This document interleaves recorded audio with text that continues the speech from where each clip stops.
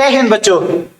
तो बच्चों फिर से स्वागत है आपका केमिस्ट्री के इस बेहतरीन सेशन में, जिसमें हम जेईई मेन के प्रीवियस ईयर के क्वेश्चंस कर रहे हैं। इस क्लास में बच्चों हम जेईई मेंस के सभी प्रीवियस ईयर के क्वेश्चंस का सॉल्यूशन करेंगे।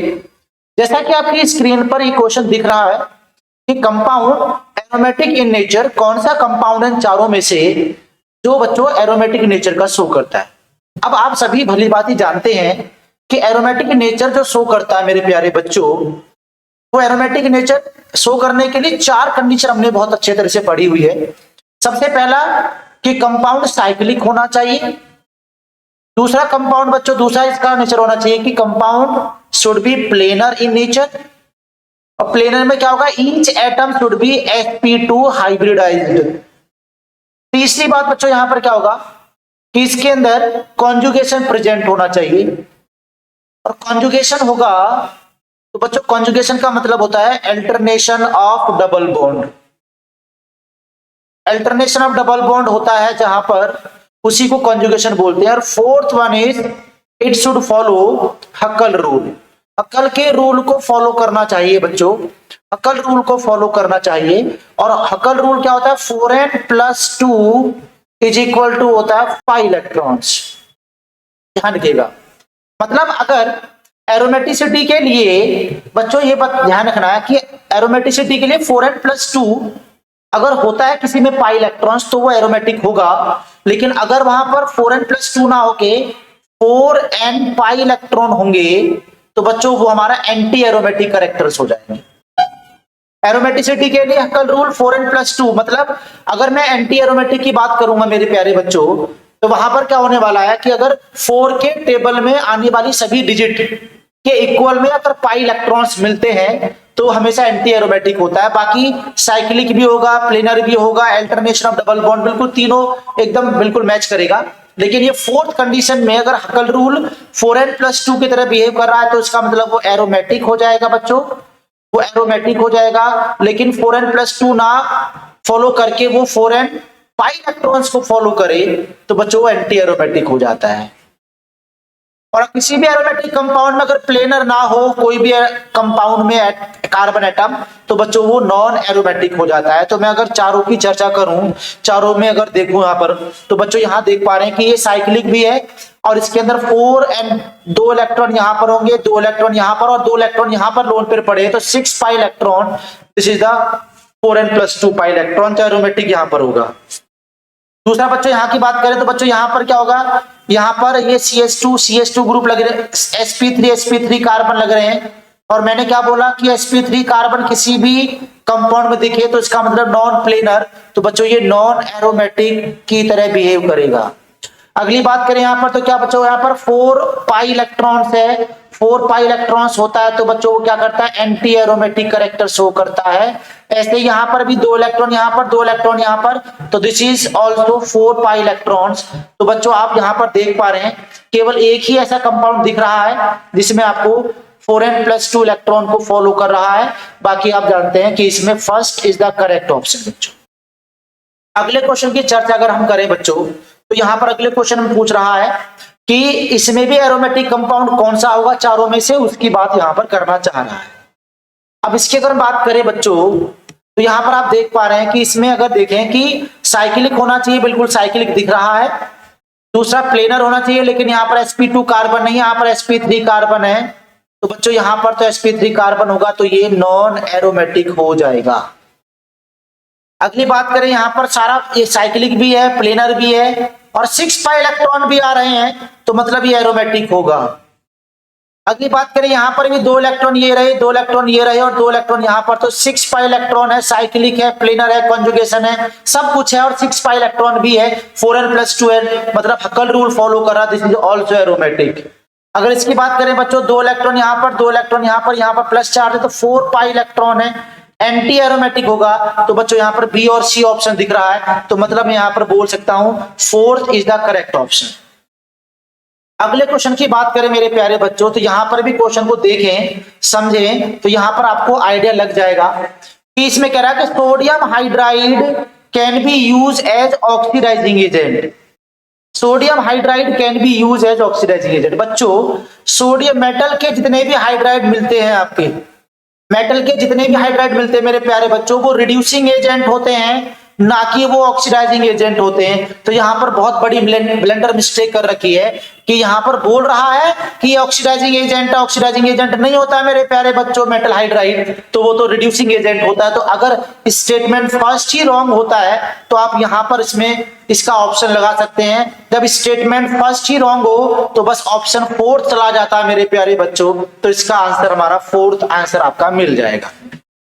अगले क्वेश्चन की बात करें, यहां पर लीस्ट बेसिक पूछ रहा है बच्चों। लीस्ट बेसिक का मतलब जिसमें इलेक्ट्रॉन के पेयर को डोनेट करने की टेंडेंसी बहुत कम हो। बच्चों आपको याद होगा, आप समझते हैं कि NH2 के पास में लोन पेयर और इस NH2 के पास में अगर कोई इलेक्ट्रॉन विड्रॉइंग ग्रुप लगा होता है, बच्चों आप भली बात ही जानते हैं इलेक्ट्रॉन विड्रॉइंग ग्रुप इलेक्ट्रॉन खींचता है, इलेक्ट्रॉन की डेंसिटी कम होती है और इलेक्ट्रॉन की डेंसिटी कम होती है मेरे प्यारे बच्चों, तो इलेक्ट्रॉन डोनेट करने की टेंडेंसी मिनिमम हो जाती है, मतलब वीक बेस होता है। लेकिन उल्टा यहां पर क्या हो जाएगा, NH2 अगर लगा हो और NH2 के पास में कोई इलेक्ट्रॉन डोनेटिंग ग्रुप लगा हो तो बच्चों इलेक्ट्रॉन डोनेटिंग होगा तो इसका लुईस बेसिक कैरेक्टर ज्यादा हो जाएगा। मुझे यहाँ पर चारों ऑप्शन में यही देखना प्यारे बच्चों। कैसे देखें, यहाँ पर चेक करते हैं कि यहाँ पर NH है मेरे प्यारे बच्चों, लोन पेयर लगा हुआ है, C double bond O CH3 लगा हुआ है, इधर भी C double bond O CH3 लगा हुआ है बच्चों, यहाँ पर लोन पेयर होगा। और लेकिन ये भी electron withdrawing group double bond आ रहा है, ये भी इलेक्ट्रॉन विड्रॉइंग ग्रुप लग रहा है, तो दोनों तरफ से आप देख पा रहे हैं ये भी इलेक्ट्रॉन विड्रॉ करेगा, ये भी इलेक्ट्रॉन विड्रॉ करेगा प्यारे बच्चों। तो दोनों तरफ से इलेक्ट्रॉन विड्रॉ करेगा तो आप लोग यहाँ पर समझ पाएंगे, यहाँ पर देख पाएंगे कि इसमें NH पर इलेक्ट्रॉन की लोन पेयर की डेंसिटी बहुत मिनिमम होगी प्यारे बच्चों, मिनिमम हो गई है। तो यहाँ पर आप बात कर पाएंगे, तो इसका मतलब इसमें फर्स्ट ऑप्शन करेक्ट ऑप्शन होगा। Basic character least basic nature की बात कर रहा है, लीस्ट बेसिक नेचर की बात कर रहा है, तो यहाँ पर भी आप समझ पाएंगे बच्चों। अगले क्वेश्चन की बात करें कि यहाँ पर इज एन एरोमेटिक कंपाउंड, अगर ये एरोमेटिक कंपाउंड की बात करता है, यहाँ पर भी बिल्कुल सेम क्वेश्चन। एरोमेटिक के लिए साइक्लिक, प्लेनर, कॉन्जुगेशन और हकल रूल फॉलो करना चाहिए। तो बच्चों यहाँ पर क्या होगा, साइक्लिक भी है, प्लेनर भी है, लेकिन यहाँ पर देखेंगे 6 पाई इलेक्ट्रॉन है, 6 पाई इलेक्ट्रॉन तो एरोमेटिक एकदम बिल्कुल यहाँ पर श्योर है कि ये एरोमेटिक कंपाउंड। इसकी बात करें मेरे प्यारे बच्चों तो यहाँ पर देखेंगे, यहाँ पर एक CH2 ग्रुप नहीं है, यहाँ पर sp3 कार्बन आ रहा है और sp3 का मतलब ये नॉन प्लेनर हो जाएगा, नॉन एरोमेटिक की तरह बिहेव करेगा। यहाँ पर भी एक sp3 कार्बन आते ही तो वो तो नॉन एरोमेटिक कैटेगरी में चला जाता है मेरे प्यारे बच्चों, नॉन एरोमेटिक हो जाएगा। यहाँ पर भी क्या होगा, 4 पाई इलेक्ट्रॉन्स है बच्चों, 4 पाई इलेक्ट्रॉन क्या होगा, एंटी एरोमेटिक होगा, और एंटी एरोमेटिक होगा तो आप लोग यहाँ पर बिल्कुल देख सकते हैं, समझ सकते हैं कि कौन सा एरोमेटिक कंपाउंड हो मेरे प्यारे बच्चों, ए इज द करेक्ट ऑप्शन। बच्चों यहाँ पर आपके जो क्वेश्चंस पूछे जा रहे हैं ये सारे जेईई मेंस 2021 के क्वेश्चंस दिए गए हैं, जिसको आप बेहतर तरीके से यहाँ पर सॉल्व कर पा रहे हैं बच्चों।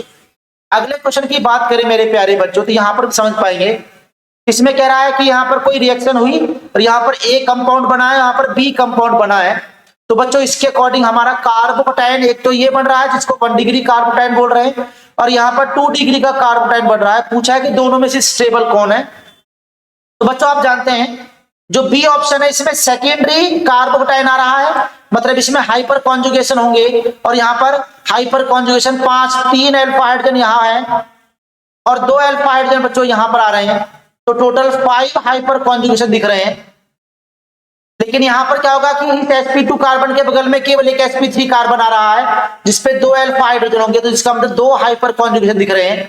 तो इसमें ज्यादा हाइपर कॉन्जुगेशन होने की वजह से B is the most stable, तो बच्चों B is the most stable और B is the most stable. यहाँ पर ऑप्शन फर्स्ट भी कट गया, ऑप्शन थर्ड भी कट गया, तो यहाँ पर 2 ऑप्शन होने के चांसेस ज्यादा दिख रहे हैं हमें। तो यहाँ पर हम देखेंगे कि फर्स्ट, थर्ड और सेकंड और फोर्थ में कौन सा ऑप्शन हो बच्चों। सेकंड ऑप्शन में कह रहा है कि B is the most stable and form relatively at faster rate. बस ऑब्वियस बात है बच्चों, यहाँ पर बी जब स्टेबल होगा तो इसके बनने की पॉसिबिलिटी भी ज्यादा होगी ना, तो इसका मतलब यहाँ पर second is the most appropriate answer बच्चों। अगले क्वेश्चन की बात करें तो यहाँ पर भी आप पूछ रहा है कि रेजोनेंस स्टेबलाइज कार्बोटाइन कौन सा होता है। बच्चों कह रहा है कि जो कार्बोटाइन आपके यहाँ पर सामने दिख रहे हैं ये जो कार्बोटाइन आपको दिख रहे हैं, ये कार्बोटाइन कौन सा होता है? जो रेजोनेंस स्टेबलाइज होता है बच्चों, जो कॉन्जुगेशन में होता है। आप जानते हैं कि डबल बॉन्ड फिर सिंगल बॉन्ड फिर यहां पर कार्बोटाइन आ रहा है, this is the resonance stabilise. Conjugation का मतलब होता है डबल बॉन्ड है, फिर सिंगल बॉन्ड, फिर डबल बॉन्ड, फिर सिंगल बॉन्ड, फिर डबल बॉन्ड, फिर सिंगल बॉन्ड, और फिर यहां पर कोई नेगेटिव चार्ज आ जाए, पॉजिटिव चार्ज आ जाए, या कोई लोन पेयर आ जाए, तो बच्चों वो कॉन्जुगेशन का ही हिस्सा होते हैं, कॉन्जुगेशन का ही पार्ट होते हैं। इस बात को भी आप समझ लेना। तो यहां पर भी double bond single bond, double bond single bond, double bond single bond, फिर यहां पर आपका carbocation, this is the resonance stabilized carbocation. अगर मैं दूसरे की बात करूं बच्चों, डबल बॉन्ड सिंगल बॉन्ड, फिर यहां पर carbocation, this is also resonance stabilized. लेकिन अगर मैं सी की बात करूं बच्चों, तो यहां पर आप देख पा रहे हैं कार्बोटाइन के बगल में सिंगल बॉन्ड, फिर अगला भी सिंगल बॉन्ड है, अल्टरनेशन नहीं दिख रहा, तो इसका मतलब रेजोनेंस स्टेबलाइज्ड नहीं है। ऐसे यहां पर भी कार्बोटाइन के बगल में डबल बॉन्ड आ रहा है, तो इसका मतलब मैं यहां पर लगा सकता हूं कि ए और B is the resonance stabilised, जिससे कि मैं यहां पर ऑप्शन देख पाऊंगा ए और बी। फोर्थ ऑप्शन जो हमारा करेक्ट है, यही हमारा रेजोनेंस स्टेबलाइज कार्बोटाइन की बात कर रहा था, जिसकी हमने चर्चा यहां पर कर ली है बच्चों। अगले क्वेश्चन की बात करें तो यहां पर बच्चों आपको यहां पूछा है कि एसिडिक कैरेक्टर पूछा है, इन चारों में से एसिडिक कैरेक्टर कौन शो करेगा? बच्चों एसिडिक कैरेक्टर वो होता है जिसमें H+ आयन इजीली निकल जाता है, और इजीली तब निकलता है कि जब उसमें इलेक्ट्रॉन विड्रॉइंग ग्रुप लगे होते हैं। आप जानते हैं कि इस बेंजीन से मिथाइल ग्रुप लगा हुआ है, यहां पर क्या होगा बच्चों? कार्बोक्सिलिक एसिड से बेंजीन लगा हुआ अकेला, यहां OH ग्रुप से क्या लगा मेरे प्यारे बच्चों? NO2 ग्रुप लगा है मेरे प्यारे बच्चों, NO2 ग्रुप लगा हुआ है। तो यहां पर जिसमें इसके पास भी H निकलेगा, इसके पास भी H निकलेगा, इसके पास से भी H निकलेगा। तो बच्चों यहां पर आप समझ लेंगे कि इसमें सबसे ज्यादा एसिडिक कैरेक्टर कौन शो करने वाला बच्चों? एसिडिक कैरेक्टर सबसे ज्यादा शो वो करेगा जिसके अंदर इलेक्ट्रॉन को विड्रॉ करने की टेंडेंसी ज्यादा होती है बच्चों। सबसे पहली बात तो यहां पर आपको बता दी जाए कि कार्बोक्सिलिक और अल्कोहल में से कौन एसिड ज्यादा होता है बच्चों? कार्बोक्सिलिक एसिड ग्रुप होता है, ये बात समझ लेना, ये बात आपको समझनी पड़ेगी। अब यहां पर देखिए मेरे प्यारे बच्चों कि इसमें NO2 ग्रुप लगा हुआ है, NO2 इलेक्ट्रॉन विड्रॉ कर रहा है, और NO2 इलेक्ट्रॉन विड्रॉ कर रहा है, तो इसके अंदर OH के अंदर इलेक्ट्रॉन डेंसिटी कम हो जाएगी, H+ आयन इजीली रिलीज हो जाएगा, और इजीली रिलीज होगा तो इन चारों में से सबसे ज्यादा एसिडिक कैरेक्टर जो शो करेगा पर प्यारे बच्चों वो कौन करेगा? सेकंड जो ऑप्शन होगा वो हमारा ज्यादा अच्छे से एसिडिक कैरेक्टर शो करता है। तो बच्चों इस चारों ऑप्शन में से सेकंड ऑप्शन केवल अकेला आ रहा है जिसमें ज्यादा एसिडिक कैरेक्टर शो कर रहा है। इसके बाद में थर्ड ऑप्शन है बच्चों बेंजीन है, कार्बोक्सिलिक एसिड है, थर्ड ऑप्शन की बात कर रहा है। इसके बाद में फोर्थ ऑप्शन, इसके बाद में सेकंड, तो इसका मतलब first is the correct option. इससे हम लोग यहाँ पर इसका आंसर भी दे पाएंगे, आराम से इस क्वेश्चन के आप चर्चा कर सकते हैं। बच्चों यहां पर अगर बात करें कि नॉट एग्जिबिट रेजोनेंस, बच्चों रेजोनेंस वहां से होता है जहां पर डबल बॉन्ड का अल्टरनेशन होता है। डबल बॉन्ड का बच्चों क्या होता है? अल्टरनेशन होता है, वहीं पर हमारा रेजोनेंस शो होता है। बच्चों रेजोनेंस शो करने के लिए अल्टरनेशन होना जरूरी होता है। जैसे मैं यहां पर देखूं तो बच्चों यहां पर क्या होगा? CH3 CH2 फिर CH2 फिर C डबल बॉन्ड O, और अगला क्या होगा बच्चों? NH2 ग्रुप होगा, NH2 पर लोन पेयर होगा। तो यहां पर आप कॉन्जुगेशन देखें, डबल बॉन्ड फिर सिंगल बॉन्ड फिर लोन पेयर, तो कॉन्जुगेशन दिख रहा है, रेजोनेंस होगा इसके अंदर। यहां पर बात करें बच्चों डबल बॉन्ड है, फिर यहां पर डबल बॉन्ड है, फिर यहां पर डबल बॉन्ड, अल्टरनेशन देखा तो इसका मतलब इसके अंदर भी रेजोनेंस दिख रहा है। अगली बात इसमें थर्ड ऑप्शन की बात करें बच्चों, तो थर्ड ऑप्शन में चेक करें CH3 CH2 फिर यहां पर ऑक्सीजन फिर CH2 फिर बच्चों यहां पर डबल बॉन्ड आ रहा है, और इसके बाद में आपका CH2 आ रहा है। Double bond single bond O के पास में लोन पेयर होते हैं, तो बच्चों यहां पर भी आपका कॉन्जुगेशन दिख रहा है, दिस आल्सो रेजोनेंस स्टेबलाइज। लेकिन इसकी बात अगर करें बच्चों तो यहां पर डबल बॉन्ड फिर सिंगल बॉन्ड फिर NH2 लोन पेयर, और इस डबल बॉन्ड के बीच में दो सिंगल बॉन्ड आ रहे हैं। मैं अगर इसकी बात करूं, चर्चा करूं बच्चों, तो यहां पर आप लगा सकते हैं आइडिया, CH3 फिर CH2 CH double bond CH फिर सिंगल बॉन्ड CH2 फिर यहां पर NH2, और ये लोन पेयर लगा होगा। तो लोन पेयर सिंगल बॉन्ड कोई अल्टरनेशन दिखाई नहीं, तो बच्चों यहां पर डी ऑप्शन ही है, फोर्थ ऑप्शन ही, इसमें रेजोनेंस नहीं एग्जिबिट हो रहा है। तो इस बात की भी आप चर्चा यहां पर बहुत बेहतरीन तरीके से कर चुके हैं बच्चों। अगले क्वेश्चन की बात करें, अगले क्वेश्चन में क्या पूछ रहा है बच्चों, इस बात पर भी गौर करना जरूरी है।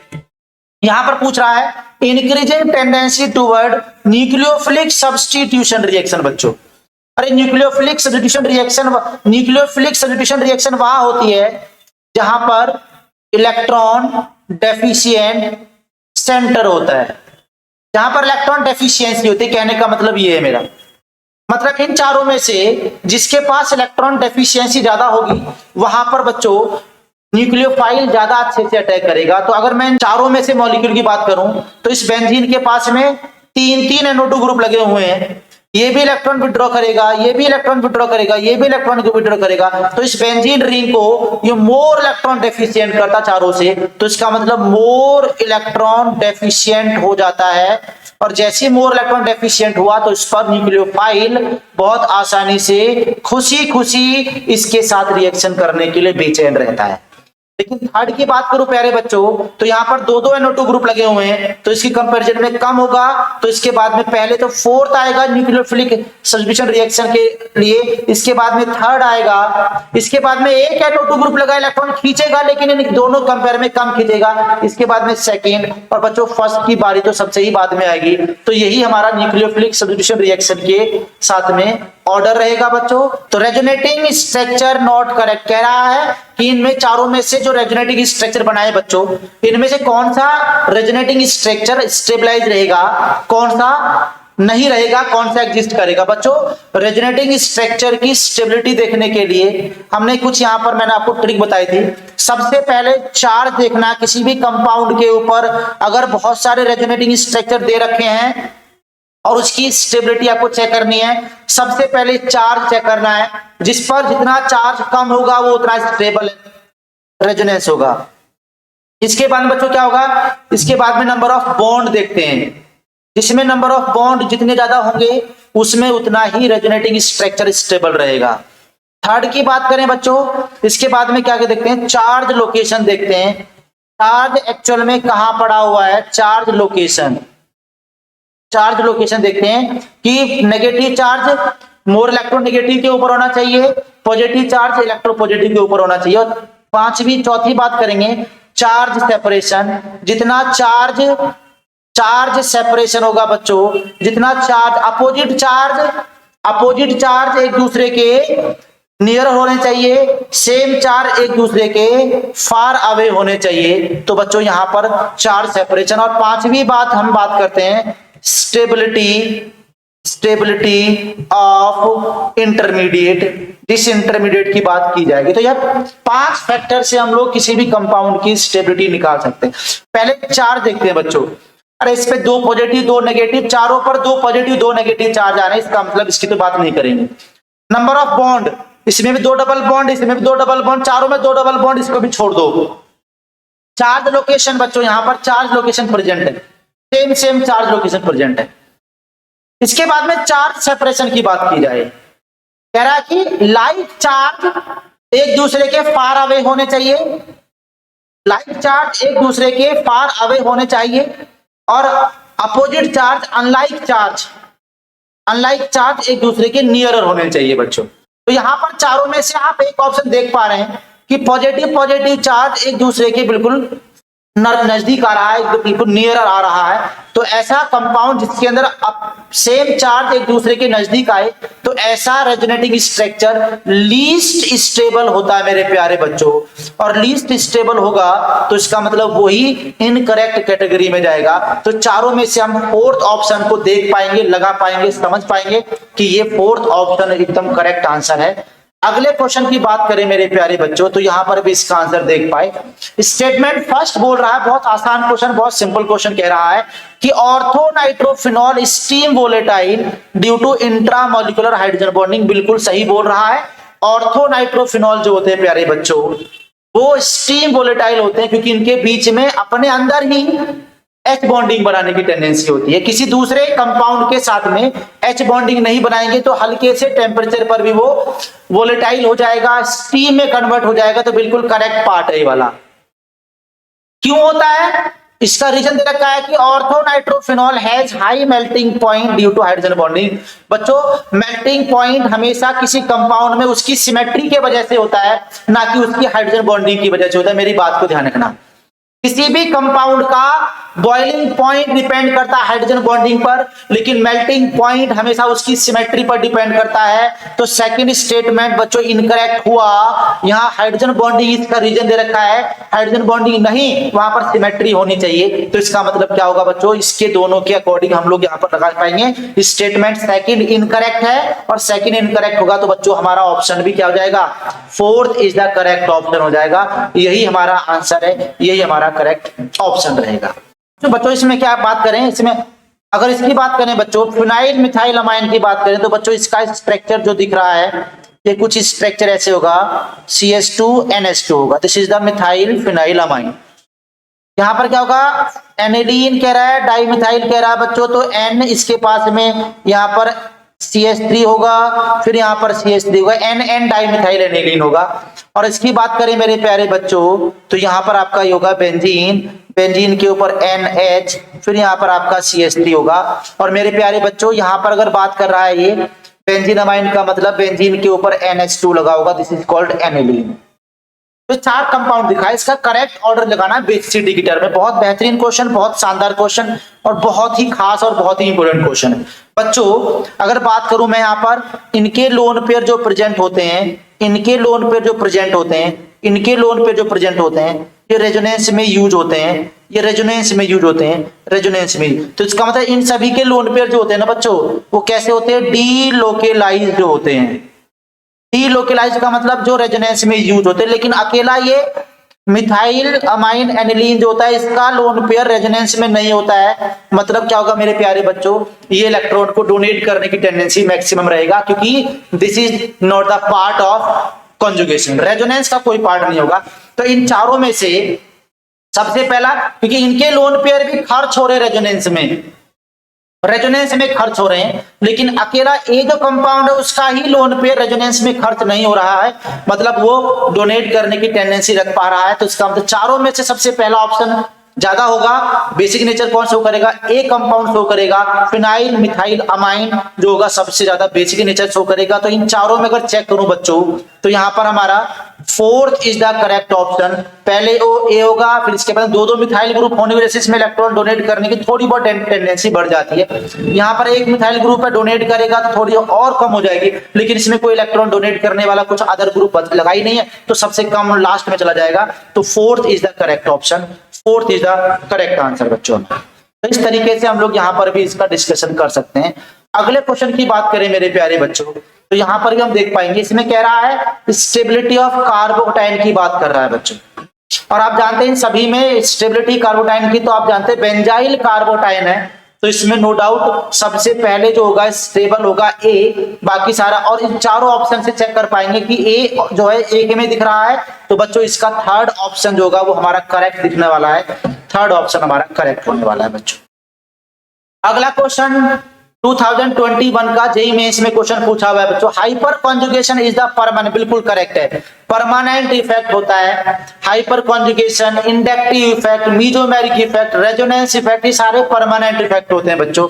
इलेक्ट्रोमेरिक इफेक्ट केवल अकेला ऐसा इफेक्ट होता है जो टेम्परेरी इफेक्ट होता है। तो हाइपर कॉन्जुगेशन करेक्ट स्टेटमेंट, बिल्कुल सही। दूसरा क्या बोल रहा है बच्चों, यहां बोल रहा है कि हाइपर कॉन्जुगेशन जो होता है, इथाइलेशन होता है, इन्वॉल्व ओवर sp2 कार्बन। बच्चों अरे हाइपर कॉन्जुगेशन में sp2 कार्बन और sp3 कार्बन का H जो होता है बच्चों उसका हाइपर कॉन्जुगेशन होता है, और वो हाइपर कॉन्जुगेशन में डीलोकलाइज होता है इसका सिग्मा इलेक्ट्रॉन। sp2 कार्बन का नहीं, sp3 कार्बन का हाइड्रोजन डीलोकलाइज होता है। लेकिन यहाँ पर गलती बहुत ब्लेंडर मिस्टेक कर रखी है, कार्बन sp2 का H वो उस खाली वाले ऑर्बिटल से ओवरलैप करता नहीं, अरे sp3 कार्बन sp3 का हाइड्रोजन ओवरलैप करेगा 2p orbital of other carbon, मतलब sp2 कार्बन। तो इसमें ये वाला मिस्टेक है, इसका मतलब sp3h होना चाहिए। तो इसका मतलब यहाँ पर स्टेटमेंट सेकंड इनकरेक्ट है, और जब सेकंड स्टेटमेंट इनकरेक्ट हो तो बस एक ही चॉइस बचती है बच्चों हमारी, जिसको हम फोर्थ ऑप्शन बोलेंगे। इस तरीके से हम लोग यहाँ पर इसके क्वेश्चंस को देख पा रहे हैं बच्चों।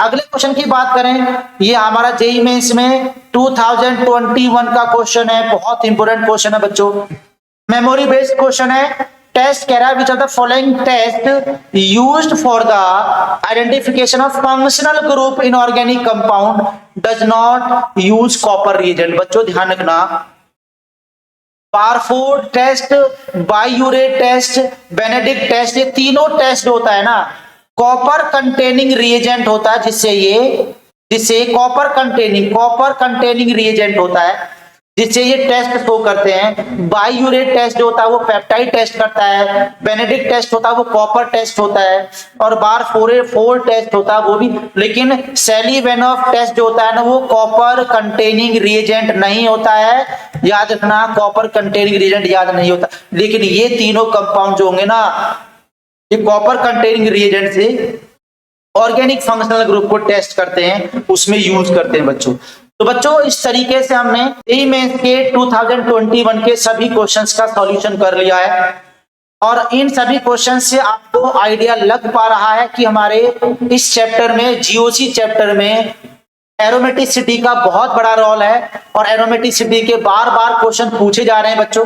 तो आपको समझ लेना है, आपको जान लेना है कि इस जीओसी में हमें एरोमेटिसिटी पर भी ध्यान देना है, उसको बहुत अच्छे तरीके से रिवाइज करना है, उसको फोकस करना है, और उसको आपको अच्छे तरीके से पढ़ना है बच्चों, जिसकी वजह से हम लोग बहुत ही कम समय में अच्छी से अच्छी तैयारी को कर सके। हम लोग अपनी तैयारी को, जो भी आप बहुत अच्छे तरीके से मेहनत कर रहे हैं, वो अपनी तैयारी को अच्छे से उसको बूस्ट अप कर पाए बच्चों।